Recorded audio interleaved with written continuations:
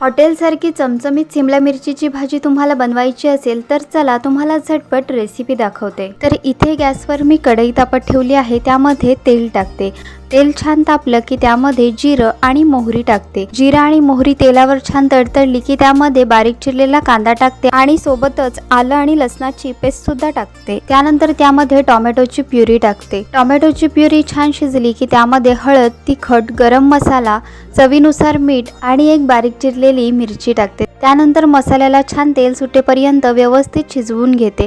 मसाला व्यवस्थित शिजला की त्यामध्ये बारीक चिरलेली सिमला मिरची टाकते आणि 5 मिनिटं वाफेवर शिजवून घेते। त्यानंतर त्यामध्ये शेंगदाण्याचा कूट आणि कोथिंबीर टाकते। आता सिमला मिरची शिजण्यासाठी त्यामध्ये पाणी टाकून भाजी व्यवस्थित शिजवून घेते।